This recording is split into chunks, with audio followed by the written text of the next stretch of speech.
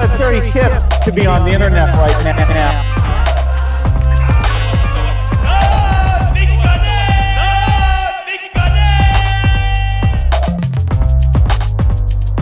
It's crypto only, mate.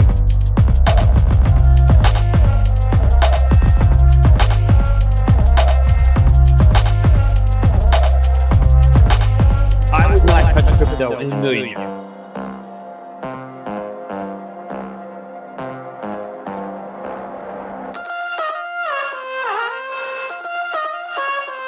Crypto.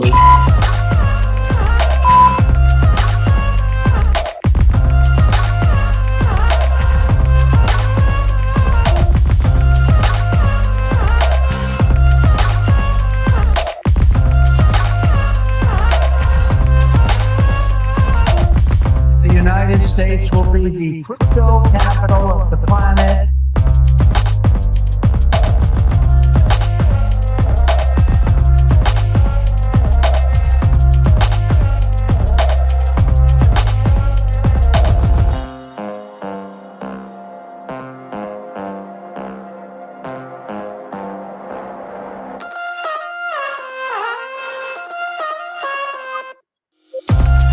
We're all together. We're all one.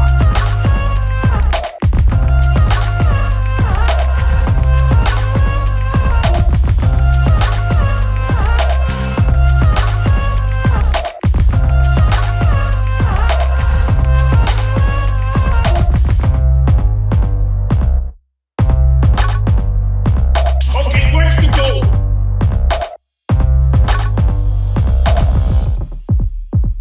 For the first time in the human race, we have unleashed a freedom virus.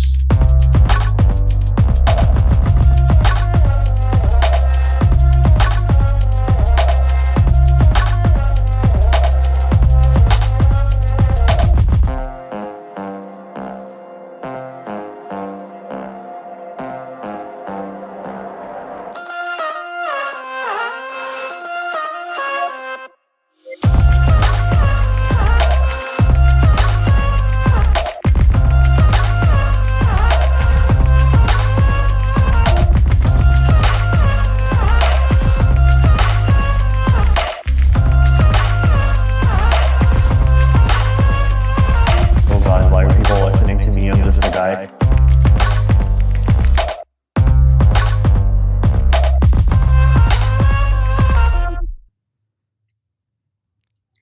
Welcome to the Top Signal Show, where we break down what's trending across crypto, spotlight the latest trading tools from OKX, and chat with some of the sharpest minds shaping the space. I had to. I love the new mic. It's a new mic, so I had to scare Kamsky on We love it. We love the crypto ASMR. unadulterated. This is- unadulterated ASMR. This is a bit of Elizabeth lore for those that have been around. You've probably there's been a series of crypto ASMR videos. Are they gonna make a comeback? Is this what we're gonna be? Are you gonna be discussing this today? I feel like the meta has come and gone, but I don't know. I will say, like, I am a personal fan of ASMR. Like, one of my favorite videos ever is the Jacqueline Kennedy Onassis tour of the White House, and her voice is just like chills, such ASMR.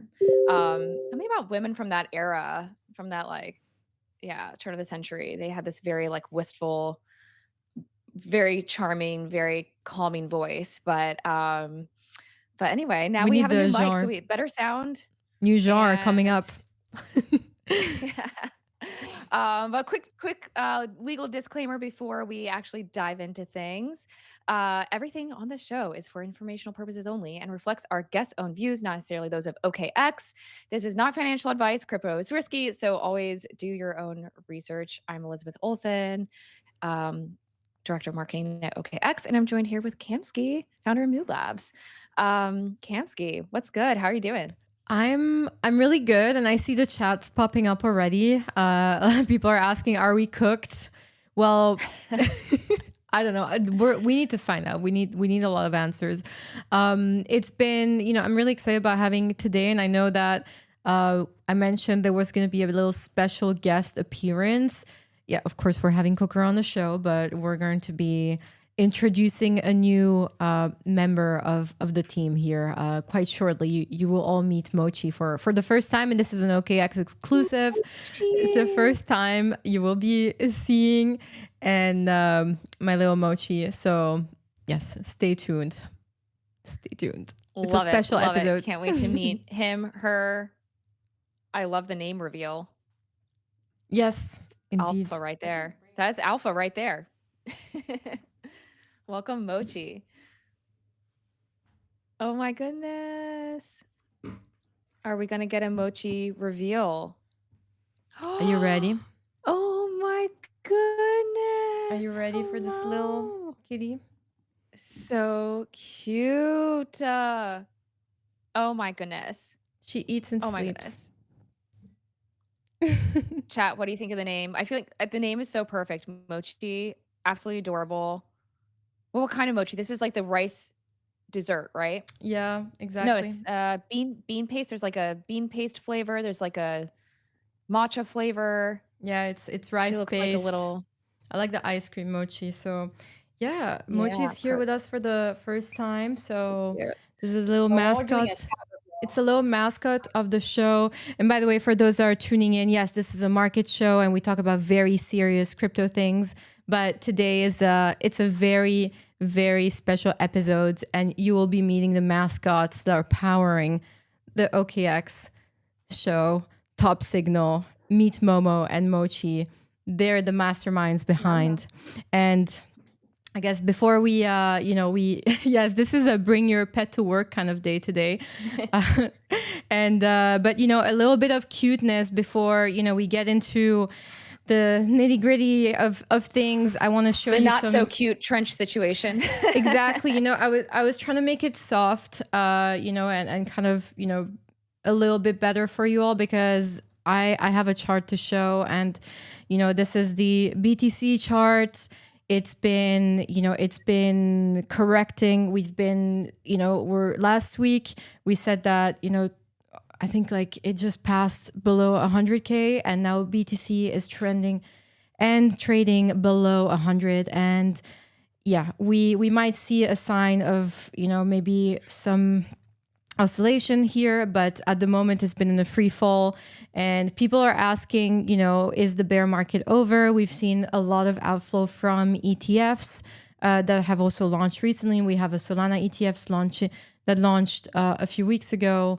And so a lot of people are wondering, what is happening right now in the market? Is the 4-year market cycle based on, Bitcoin still into place? There has been a lot of debates, basically just wondering whether the fundamentals have changed due to a big capital inflow coming from institutions. So far, we're here right now. Is it over? We don't know. What do you guys think? Chat, if you have some more, positive outlooks. Ideally, we bounce. Hopefully, we keep going. And this is pretty much the state right now. But besides that, I was looking at Google searches, which is actually a pretty interesting indicator as well in terms of how, the number of people that are searching for crypto on the internet, on Google. And this often is newcomers in the space, is people that haven't necessarily, are not on Twitter. And so we've seen the crypto searches trend at, bear market lows at the moment. There's just some data. Is it bear market? It's not, it's just a point of information that I thought was interesting to bring up. But, at the same time, DevConnect is happening right now. And this is one of the biggest crypto conferences from the Ethereum ecosystem. And the vibes are high. I've been hearing, we're not there, obviously, we're here with you all. But the vibes have been high. And, we're preparing for conference season. There's a series of events that are going to be happening in the crypto space, in the coming months for December and so on. So there's going to be a lot happening. If you're new to crypto, if you want to learn more, if you want to get into the community, meet the builders, meet the companies behind, go a little bit further than potentially just investing, you will find that there's a whole ecosystem out there that organizes Right. events, meetups. OKX is one of the great companies that organizes incredible events. And I know, Elizabeth, you have a bit more information on that. And I think can you give us Yeah, more? yeah. Do we have some Well, first of alpha? all, I think that's like such a good thing to highlight right now when we're seeing Bitcoin at all-time low. I mean, it hit I think like 89 at one point. So I think we're hovering just around 90 now. But yeah, it's definitely concerning. But at the same time, I think it is refreshing to see that there are still like crypto goes on, right? TikTok next block with Bitcoin.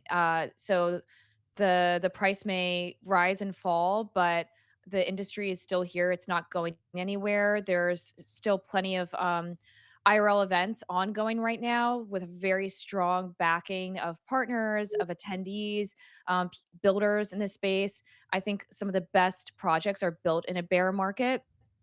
And like I myself, I feel like most of my crypto professional career has been built through the bear market. And I do think it's important to remember that during this time, like to zoom out and look at things from a big picture. And even just zooming in, I just yesterday was able to host the Cornell Blockchain Club at the OKX New York City office.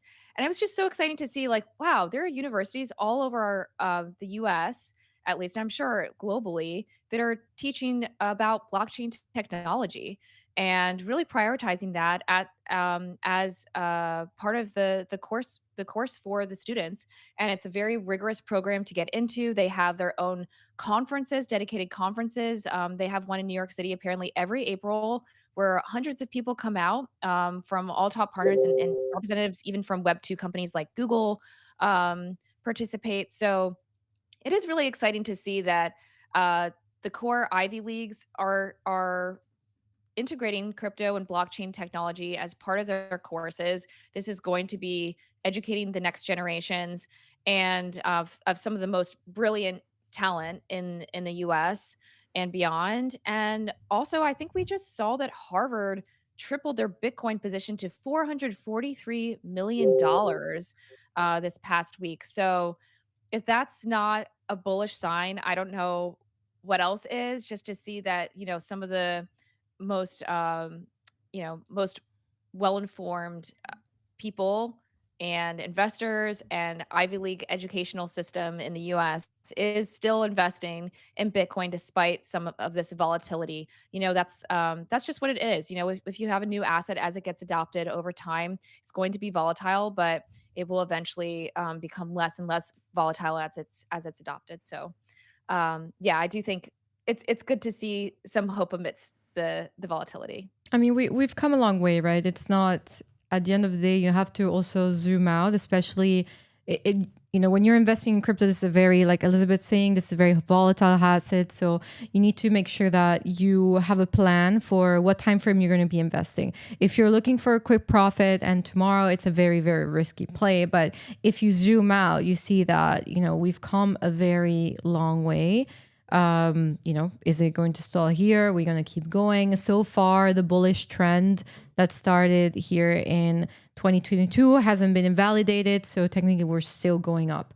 If it's going to cross these levels here, we might have to reconsider, but we have like a pretty good way to go. So this is something that, I know sentiment is very important in crypto, but at the end of the day, it's good to zoom out and make sure that you focus on what's happening. And there's always going to be a bull market somewhere. So one thing that was pretty interesting also is that meme coins tend to be way more volatile compared to majors, but they've been holding quite well. That Aster and Hyperliquid and Hyper, they were, looking pretty good. Let me bring up some charts here. Right. And even as Bitcoin goes down, it's interesting to keep an eye out for what coins are performing well against Bitcoin's weakness, right? There's actually been some coins that have surged while Bitcoin went down. And I actually have a friend that made 40K because they saw that, oh, this ICP coin is going up while Bitcoin goes down. Let me get in. And it continued to show some strength and resilience. It's since rescinded a bit, but it's really interesting to see that there are still possible ways to make a bag even when Bitcoin goes down. There's been some more inflows with alts. Sol saw $43 million inflow, and XRP also saw $243 million inflow with ETFs. So it is really interesting to see how there are alts, and yeah, as Kamsky just said, there are also meme coin plays that are still at hand. So yeah, so okay, this is ICP, fantastic. Yes. Um, ICP, by the way, is it's not a meme coin. It's actually an infrastructure product that connects Bitcoin to other chains. And they've been powering a lot of the projects that have been building on Bitcoin. So there's a whole ecosystem on top of Bitcoin, and ICP has been working with some of the most well-known, pretty much, brands. So this is an infra play, and you can see here. Let's see, there's no narrative for now, but it seems if you look on the OKX Dex, you can see the vibe score. It's pretty high. This is a solid project. So, up to you. There's enough plays for whatever taste, risk appetite that you have. And there's different narratives that, keep playing in, exactly. ICP and Near look good They looks good in terms of price action. Exactly. There's a lot of plays that are pretty much there. Another fun tweet that I saw that I do have to bring on because I thought this was pretty hilarious. You know how Polymarket just seems to cover some of the biggest news. Apparently, McDonald's is seeing a record surge in job applicants as crypto market continues free fall. Is this real? I'm not sure if this is real. But is this, are these crypto people? Who's applying? I'm curious. Are you guys applying to McDonald's? Is this where crypto's going? That's absolutely crazy. Yeah, McDonald's all-time high. Oh my goodness. Yeah, I've seen more and more people doing comments and stuff. Everybody's dressing up like they're working at McDonald's and doing mimetic gifs and little visuals and stuff and comments, and I'm like, oh my goodness, this actually does make sense now. Of Polymarket's confirming this is an all-time high for job applications. That's crazy. Absolutely crazy. That's absolutely wild. And then also another thing. So last week we mentioned Neon raising $1.5 million for his token, which has launched.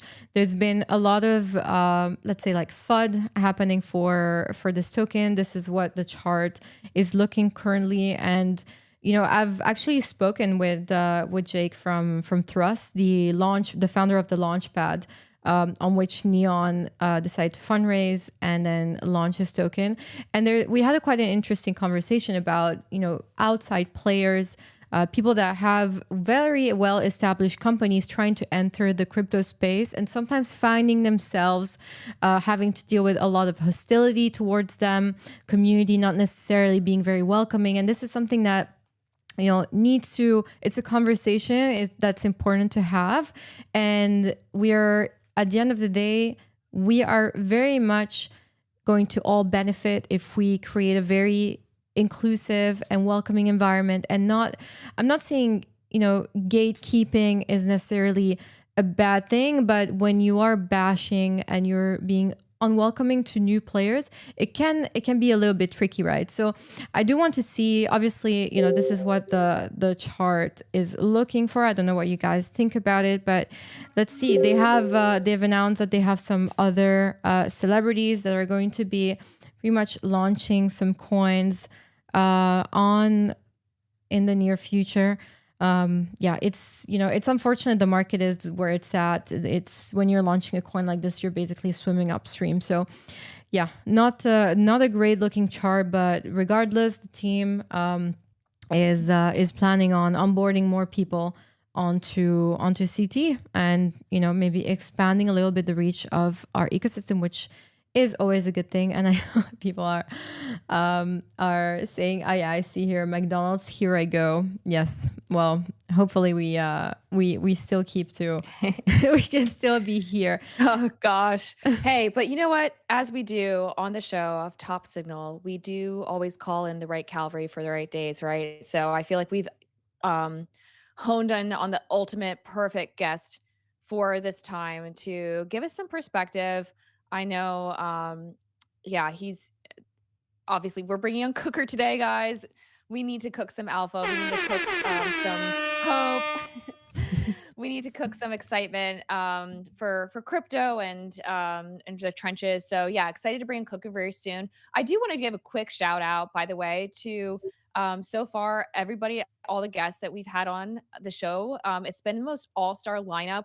We've had Mert, we've had Dan Held, we Murad. had We opened with yeah, we had Murad. Murad. We opened with Murad. Absolutely crazy.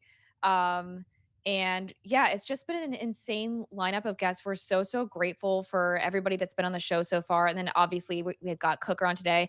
And so far we've had over 100K views and 720,000 organic impressions. And so much of this is thanks to the Clippers. So mass big shout out to all the Clippers out there. Breeze, Scotty, Theo, Tig, and our very own Max Mood. Thank you so much for yeah, just watching the show, hanging in with us and clipping. I was tweeting the other day. I think like making a clip is like fishing. You know, you're out there, you're chilling, you're having a good time in the ocean, in the sun, you're vibing with us here on the show, and then we're gonna bring you the best fish, the best catch of the day. We're bringing on the top all-star guests here who are gonna help cook us and catch us some bars, right? Catch us some really interesting takes and in some cases breaking news. We had Luca Nets last week who Announced the shared with us that IPO.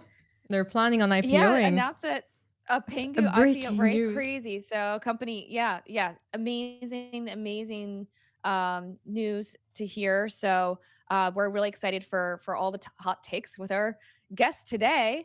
So without further ado, today's guest is someone who's gone from complete unknown to one of the most watched crypto traders out there, founder of Pastel Alpha, known for his no BS market takes, insane meme to meta callouts, and a trading style that works in this market. If you're in the trenches, you've definitely seen his charts, his threads, and his wins, P&Ls.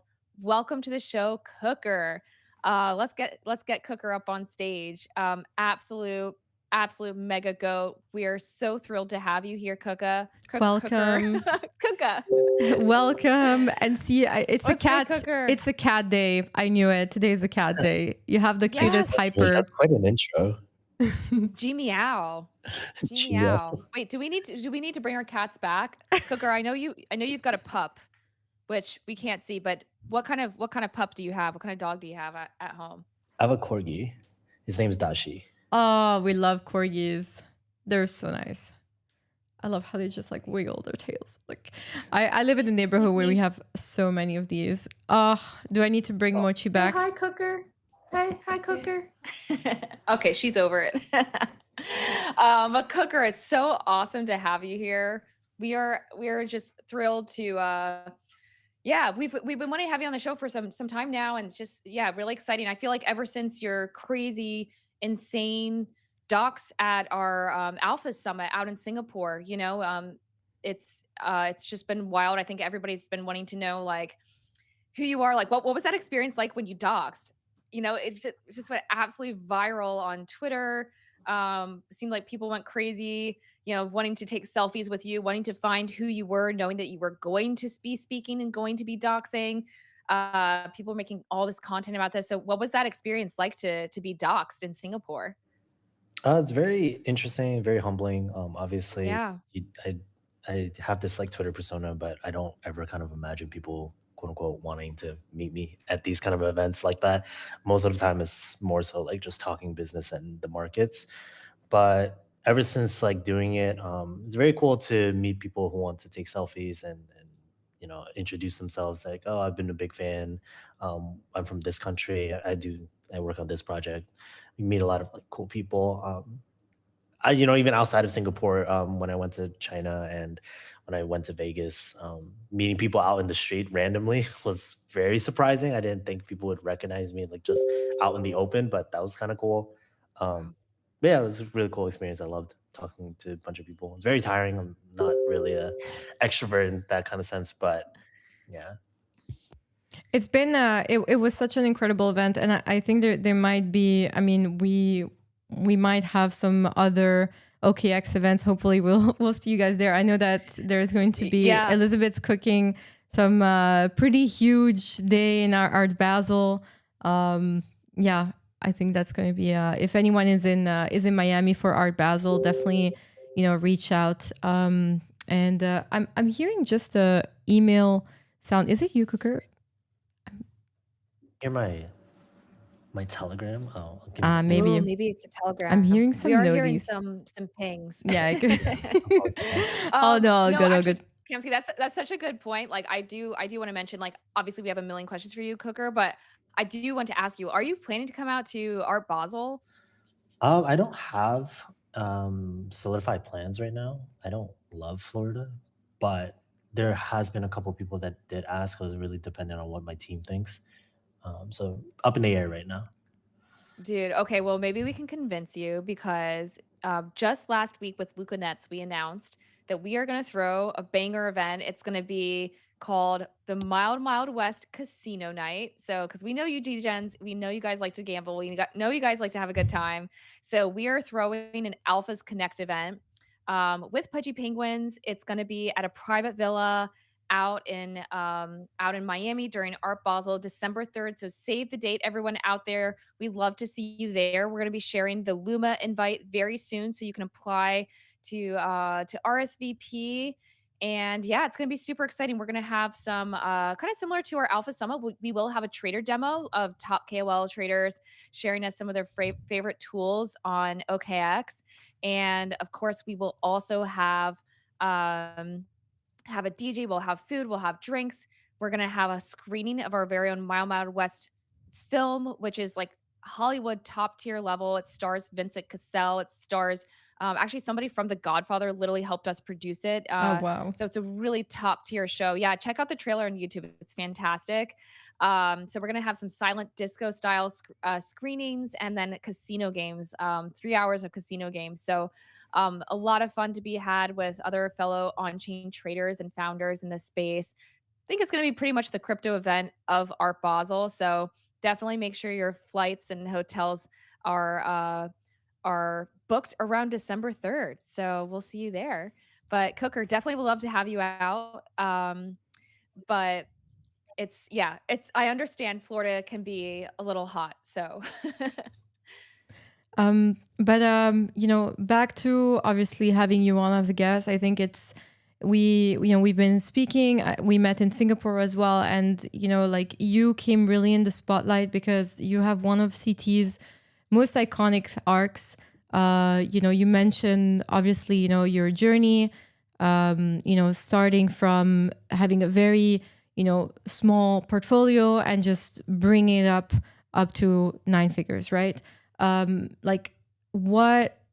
does one do that? What was the turning point? What were the factors that really made you succeed and get you where you want? And, I want to hear about mindset as well, about habits. Like, what are the things, that got you to this position where you are now? And I can imagine it's years, obviously, of work, of just determination. But yeah, just want to hear your story pretty much.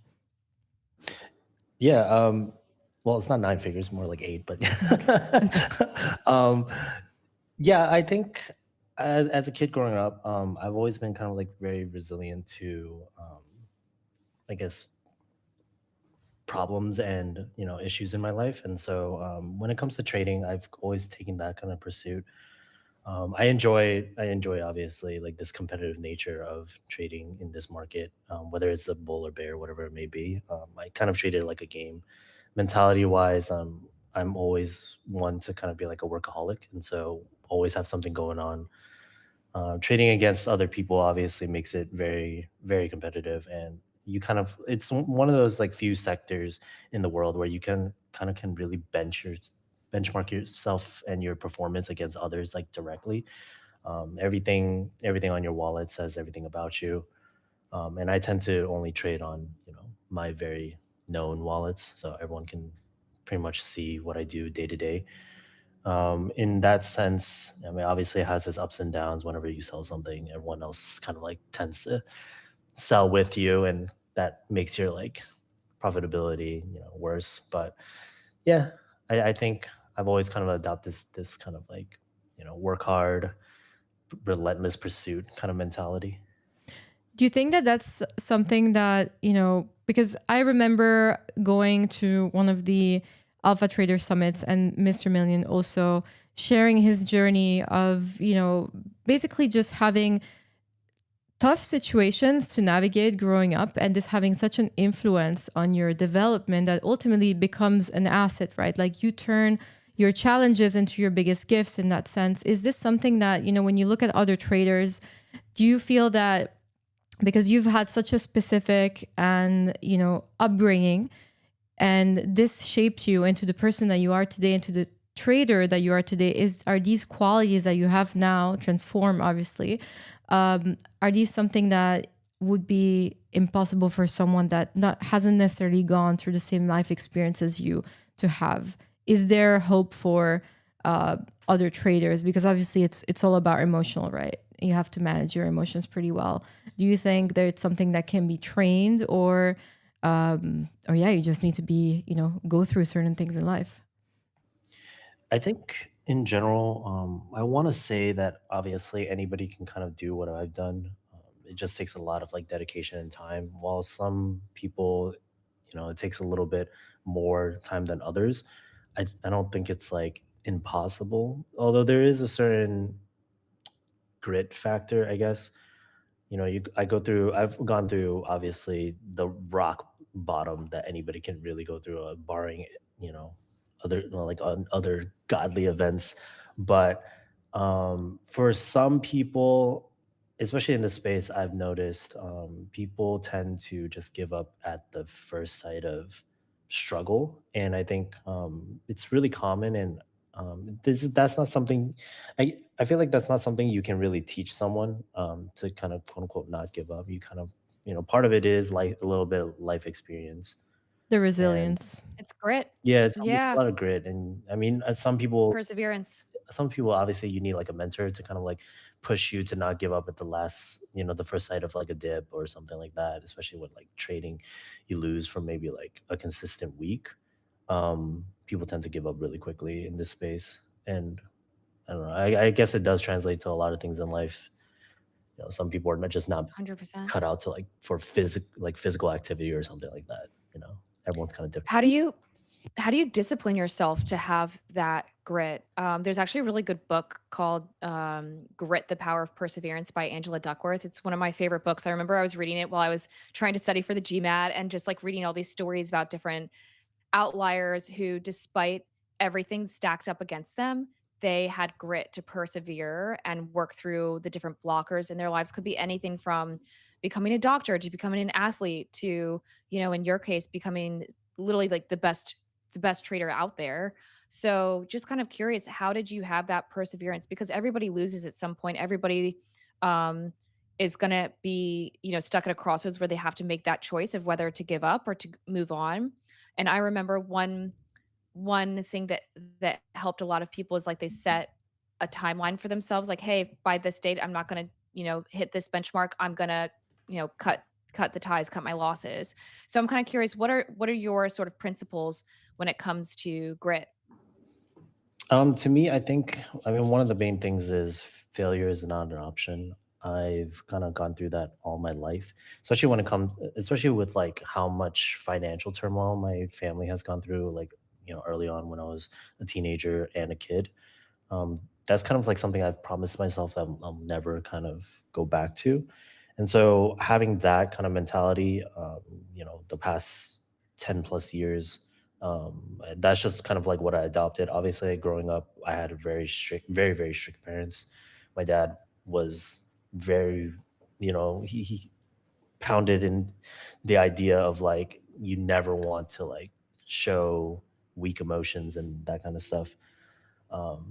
So in that sense, I've taken that to everything, especially every job that I ever worked, everything when it comes to like financial grind. I've just always had that mentality, like failure is never an option.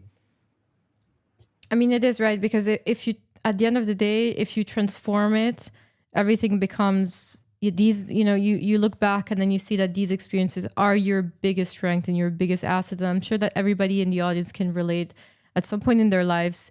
You've gone through, and maybe when you're in the midst of it, it might feel an impossible moment, but once you're out and you look back, there's always growth, there's always an opportunity, and everything is there for you to improve, and you can really turn everything into, an asset, your superpower. So, you obviously have one of the most successful alpha groups, Pastel Alpha. How do you look for alpha? And how did it start? What are your techniques, especially now in this market, right? Like where do you look for alpha? I think people want to know. Right now, it's just kind of following trends as much as possible, whether it be on Twitter, TikTok, or any other social media. A lot of it's like, obviously, there's a lot of it's like just brain rot.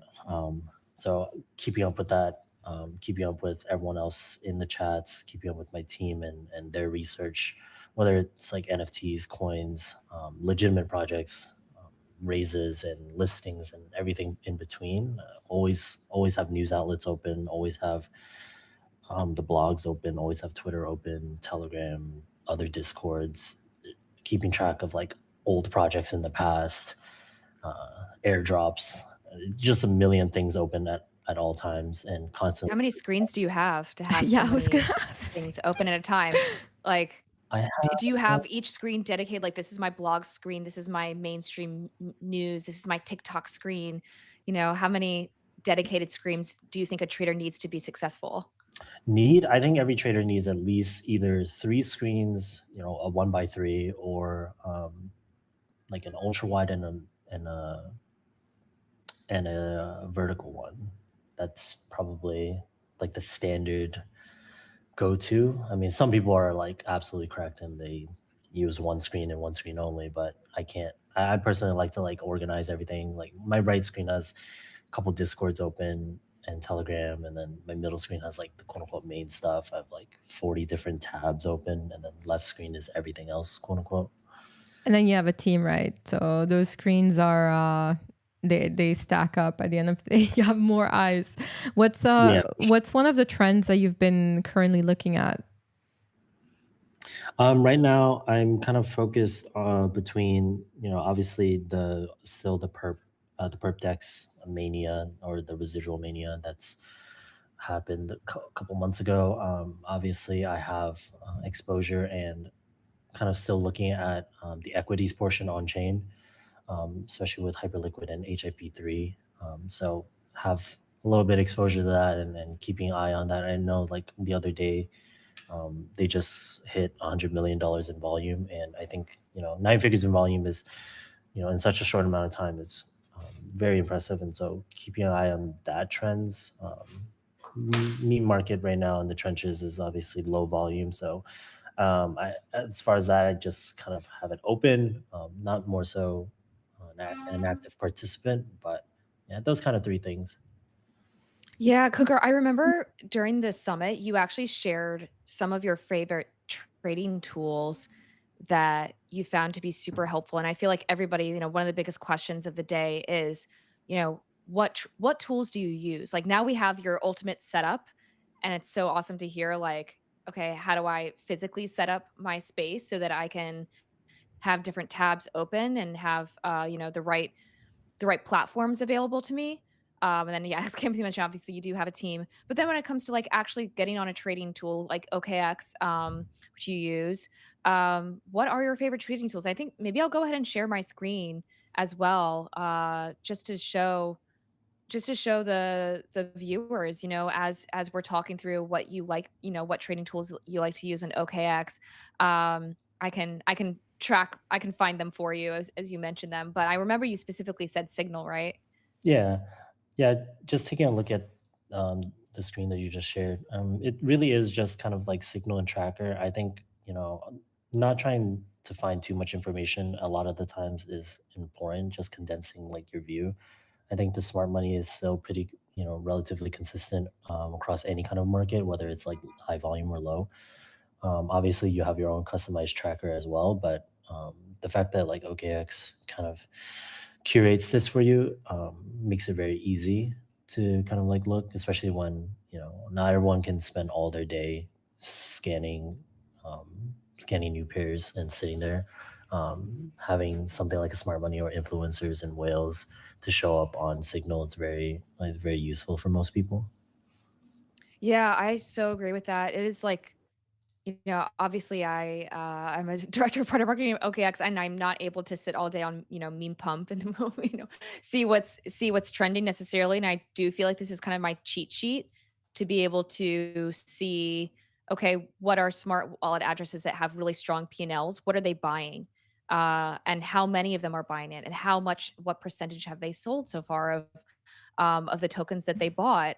And it is really cool to see like this tool has caught a lot of trades very early. So, for example, 76 was caught at 14 smart money wallets. The alert went off at 1.9, and there was a 34x from there. So it is really cool to see. Obviously, I've also lost. You don't always win, but here's another one. Ace, To be honest, crazy, overall, 148. I've made good money on Signal. Honestly, not to be honest, just like blindly buying whatever the whatever the Signal would give me, and overall, net positive. So yeah, pretty good. Yeah. And what I like as well is that you have different chains as well. You can obviously DJ on Solana, but you have, you can go on Base, ETH, whatever you Right. want. It's they're Beam. all aggregated there, so it's pretty cool. Obviously, these Yeah, memes super don't go helpful. past. Don't expect your meme to survive. You have to babysit your trade. Like, this is not an overnight kind of scenario, obviously. So just be aware that it can go very quick in this kind of market, right? But still, if you have some moments, just keep it open there on one of your screens, and you will catch some fish. It's Yeah. it's pretty fun. Definitely important to keep an eye on this. Like, obviously, if you get an alert and it's like 15 minutes later when you saw the alert and the smart money wallets have already been selling, just be smart about it. You have to, I think what's helpful is this tool gives you all these different ways to track and different things that's important. Like, for example, Cooker, like what kind of coin would you buy? Like, would it be okay, I would only buy if I see 6 smart wallet addresses and maybe only up to 10% sold so far, and the coin is XYZ? Like, what are some sort of um things that you would keep an eye on as you're taking an investment? Yeah, so when it comes to Signal, it's not more so like I don't really like follow a specific criteria in terms of metrics. I always tell people a lot of strategy and a lot of numbers and metrics. If it's something that you can quote unquote automate with a trading bot or some kind of due process that you create, it's more than likely not a great strategy. I kind of use it more so as information. So, when it hits a certain threshold, 3, 4, 5, 6, however much smart money, it gives me at least an indication of, take a look at this rather than, just like scanning it myself in the first place. Sometimes you can pull up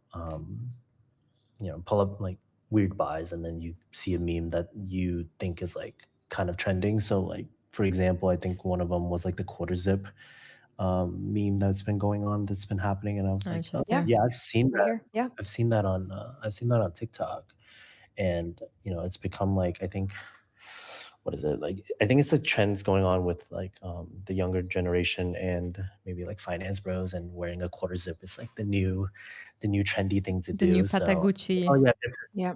this is such Yeah, I love that you get the AI insights, you get the vibes, so you can kind of see who's tweeting about it yeah. and when. Yeah. Yeah, Super so cool. something like that, once you're made aware of it on Signal, and you're like, oh yeah, that's been a trend. Naturally you just be like brain rotting and scrolling your phone sometimes, and you don't really it doesn't really completely register, and then you see a coin for it, and you're like, oh yeah, that's a thing. Yeah, totally. You're because then you're like, "Oh, I've seen this here, here, and here," and then you put it all together like a puzzle. Okay, this is like definitely trending, especially if you see something on TikTok. By the way, yeah, what have you been seeing on TikTok lately that sparks your interest? Like, how do you know when something is going to translate from TikTok to crypto Twitter and trends in general, Yeah, coins in my general? TikTok feed is it's a little mix of everything. Obviously, it's like a Who do mix. you follow on TikTok? Who do I follow? Well, my TikTok feed is not like CT personalized or like Right, because it crypto can't be. personalized. If you're so deep in It would CT, be all then how are you going to XRP. find the mainstream what's trending? Because what's Right. trending could be in fashion, could be in art, could be in music. So how do you know who to follow and how do you optimize your TikTok to be able to find these new metas? That's a really hard one. I think like my TikTok is kind of a mix of like obvious random brain rot, motivational stuff, some random like funny stuff like podcasts and So I whatnot. bet you got morning routine real quick. Yeah, exactly. Um, yeah, I think it's like it's weird because I think they recently did what is it, the TikTok Creator of the Year award thing, and it was the dude that does like this career ladder, where like people guess their career, he's like stands on a ladder or whatnot, but he has like 9 million followers, and most of the people were like, oh my god, like who is that person, and I've people never were seen kind of him. people are like expecting, the people that does like skits and like dances and whatnot. But it just goes to show like everyone's like feed is so different from one another. And that's I mean mine is a mix of everything. It's just like some of it is obviously like my music interests and whatnot. But yeah. About music, I saw Jet Totally. 2 Holiday there on the Signal trending. How is that still? I'm shocked by how far this song has gone. The virality, it's insane to be honest. Um, back to crypto a little bit because we opened up the show talking a bit about the market. We looked at Bitcoin. There's obviously a big debate happening right now. People are wondering, are we still in a 4-year cycle? Is this a bear market? Where are we at? There seems to be a lot of confusion. And I was wondering, like, what's your take on it? Where are we at in the market? I think it is weird. We're at this point in the market where there's obviously like max fear. I don't personally think there's really a 4-year cycle anymore. And I read this very amazing thread. I'm kind of sad I didn't bookmark it to reference it back. But I read a thread last night about how the explanation of the releases of AI and specifically ChatGPT back then, when that kind of happened, it kind of like broke many of the price action between the 4-year cycles, which is an interesting take. But going through the graphs, it's very evident that, especially with institutional involvement and how everything is like rapidly developing, I don't think we'll probably have 4-year cycles anymore. Everything's a lot more condensed. We saw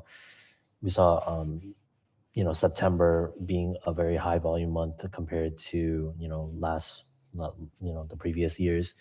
And so in that sense, I think we'll probably not see 4-year cycles anymore. Probably maybe 2 years or 3 years going down the line. I don't love how the market's going right now. I always say that volatility creates a lot of uncertainty for a lot of people, and when there's a lot of volatility, whether it is up or down, it's not good for you know the little guys and everyone else to be trading. Well, last time Trump was in office, markets were also quite volatile. So he's definitely playing with the news, and we're still waiting for, I think, some tariff announcements that are going to be coming after, if I remember correctly, after Thanksgiving. So again, expect some moves. This is just what happens when Trump is in the office. So Yeah, yeah, but which macro signals are you looking for right now, Cooker, when it comes to like US politics and just ETFs, just broadly, what do you think is something that people should keep an eye on these next weeks? I know like everyone kind of follows obviously rate cuts and everything. Me personally, right now I'm just awaiting a lot of earnings calls from like top phone 100 companies. Obviously Nvidia has their call today. Um, I kind of I keep an eye on the unemployment rate sometimes, especially in the U.S. I think that's one that's very important to to have a broader sense of like how the American population is doing. But other than that, I don't really keep up with too many metrics. I take a look at gold sometimes because I know it's a hedge for many people. Um, Other than that, yeah, just normal rates. I mean, it's interesting, Makes right? sense. Like crypto's been correcting, but we have stocks, hitting all-time high. I think Google's hit 320 today. There's also people on the other end that are saying that OpenAI may miss earnings and is going to be pretty much signaling the burst of the AI bubble. But yeah, Google indeed it's all-time high today. So yeah, let's see. Honestly, we've seen Tether as well make some like pretty massive investments in AI robotics. So everyone's trying to catch that AI wave, crypto included. And for now, I mean, we're steady. We're here observing the market, and I don't know. We're also coming close to the end of the show. And I was wondering, if you had some words for the audience, any advice for anyone looking. Yeah, it can be anything. Yeah, just I guess two things. In the broader sense, I think people should still be focused and very keep their eyes on AI. Whether it be investments or just stock or investment seeds or just stock in general. Especially like you saw Anthropic the other day take a deal, which puts them at 10x the valuation that they were last year. And even though we have concerns with like the AI bubble popping, I don't think it's going to happen anytime soon. I think next year going into 2026 is probably going to be one of the biggest years, um, financially for that kind of sector. And and how it relates to crypto in general. I know things. I always say things are like very cyclical, and so when we have times like this, we're almost guaranteed to have like more opportunities going into the next years. We'll have another, quote unquote bull cycle. I don't think they're like this short where we have like 3 months of bear and then 3 months of bull. But I always advise people to, look in the long term, trade for the yearly horizon. Don't focus too much on the price action of the week. Focus on the stability of things. Like I always say, chop is good. If we hover around 89 to 95K for like 2 months, I wouldn't be surprised, and I think that would be great for trading. But for everyone that's trying to like work on themselves financially or education wise, I think always pay attention at these times when everyone else isn't. They always say like buy when others are fearful. So Interesting. So is that why you would say hovering around 85K is actually bullish for traders? It's a nice entry point. yeah, like 80, like wherever we drop to, right? 80K, 85K, or we go back to We're 100. at 89 right now. Yeah.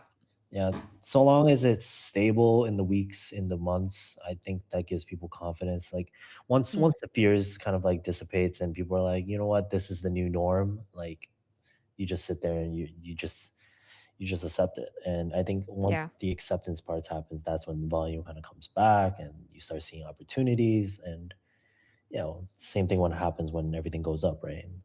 Totally. Well, Cooker, I know we're about to wrap up soon, but I do have one last question for you.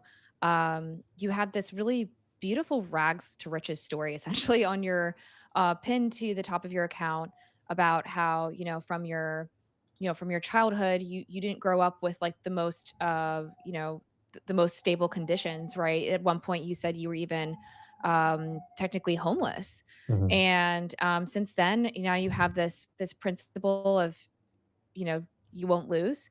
And just kind of curious, like just to leave a picture for those who are in situations of where they're fighting for it. They're trying to make a bag, they're trying to make it work, they want to, everyone wants to eat, right? So just kind of curious, what's it feel like on the other side? You've made these almost 8 figures, you said around 8 figures. um What's it feel like? And what surprised you being on the side? And has anything really changed for you and who you are as a person? Um, yeah, wow. I mean, it's a big question. I think what's it feel like on the other side? Obviously, there's less quote unquote struggle. Well, not really, but per se, different kind of struggles, right? I want to tell anybody that kind of struggles with things financially. Looking back at things, probably breaking out of financial struggle is the easiest part in life. Everything else, when it comes like boils down to like mental and emotional, I think those things are much harder to break free from. And so, while it is probably hard in the moment, I want to let people know that financial struggle is not permanent. So long as there's a will, there's always a way. No matter what, even if you're starting from zero, there's always opportunity, especially in this day and age of like the internet. Um, but yeah, It's deep, I bro. also I That's always amazing. I always say that don't be so fixated on money. I think while it does buy you convenience and temporary happiness, you will never find fulfillment in it. And obviously, I went from 0 to 5, 6, 7, 8 figs, and I could tell you that money does not buy happiness whatsoever. It's just more of a vehicle and a means to an end. And yeah, just keep a healthy detachment from it, no matter how far along you get. I think it's important for everybody. Right. And that's the thing, right? Anything that you want to achieve in life, there's always a way. So you have the power and infinite information at your hand, at your disposal. We live in the age of AI. We live in the age of Claude, open AI. Like you have so much information at your disposal. If you want to change your life, it's possible. Just, it's again, like Cooker was saying, it's mindset. You have to really change the way that you see things and remove a lot of the limitations that we put ourselves or that society puts or people around us, because there's infinite possibilities out there. And I really like how we're ending this episode of Top Signal. It's quite positive. I think it's something that everybody should always remind themselves. It's always up and down, but when you're down, just remind yourself that there's always possibilities and there's infinite options for you. And if you really want it, anything's possible. So thanks for being a living proof that this path is achievable and anything that you want, because this is your path, is something that you chose, right? So if anybody else decides to go a different way, yeah, you will achieve it. It will be given to you. And there's so many things that we can do in this life, and it's beautiful. So yeah, this is a very wholesome. This is wholesome the ending. best way to end the episode. Wow. Yeah, Cooker, any closing thoughts before we wrap up? Yeah, just for anybody that's listening, I mean, obviously, if you have the means to listen to this, you have the means to achieve great things, and never give up on yourself. Let's go. Knowledge is power. Well, thank you so much, Cooker, for joining us on the show today. We really appreciate you, your knowledge, your insights, your presence, and that was deep. That was powerful.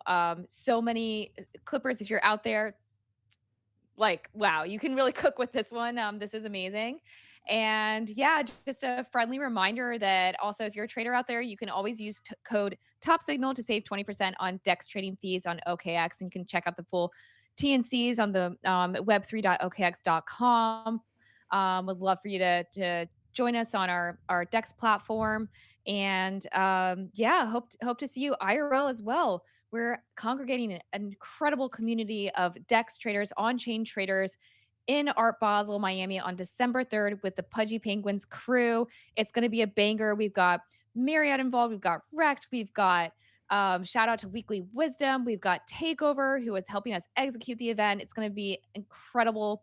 And we're so excited for it. And obviously, we've got a bunch of other cool events on the horizon that we'll be sharing about on the show shortly. Be sure to tune in weekly Wednesdays, 11 a.m. Wait, sorry, 10 a.m. No, 11 a.m. We've been switching the time around. It's 11 a.m. Eastern time. That is 8 a.m. Pacific time. We got it. Yeah, thanks everyone. Every Shout out Wednesday. chat, shout out Clippers. We love you guys.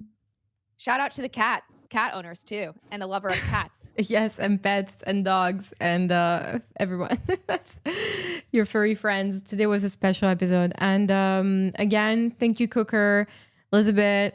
It's always a pleasure. And we'll see you everybody next week. See you. Thanks to the chat as well. Bye, everyone. Awesome. Thank you guys for having me. Bye.